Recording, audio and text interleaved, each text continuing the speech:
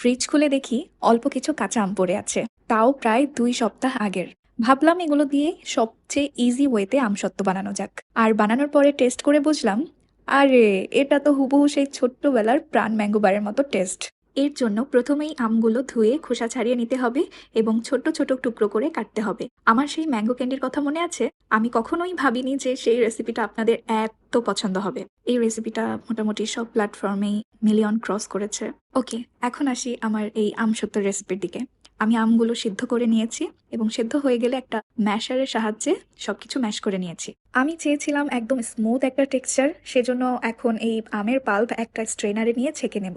কাজটা করতে একটু সময় লাগছিল, কিন্তু পরে বুঝলাম চামচ বা স্প্যাচুলা দিয়ে এভাবে নাড়াচাড়া করে লাভ নেই, তার চেয়ে হাতের ব্যবহার করাই ভালো।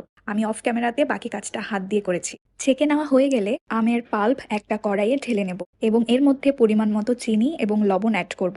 আমি এখানে কিছুটা বিট লবণও অ্যাড করেছি, আপনারাও চাইলে অ্যাড করতে পারেন।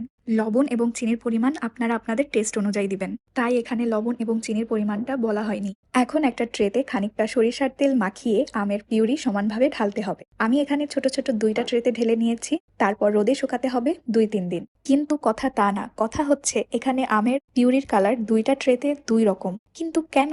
আমসত্ত্ব শুকাতে গিয়ে দেখি বাইরে ঝুম বৃষ্টি হচ্ছে, কিন্তু ব্যাপার না, যখন যখন রোদ উঠেছে তখন তখন আমি রোদে দিয়েছিলাম। আর 3 দিন পরে এটা হলো আমাদের ফাইনাল রেজাল্ট। এতটা সুন্দর, ট্রান্সপারেন্ট, একদম চকচকে। তো যেটা বুঝলাম, শুধুমাত্র চিনি আর লবণ দিয়েও এত মজার আমসত্ত্ব বানানো সম্ভব। এটা অবশ্যই ট্রাই করবেন, খুব ভালো লাগবে। Okay, that's it for today. Follow just Tommy for more delicious. আল্লাহ হাফেজ।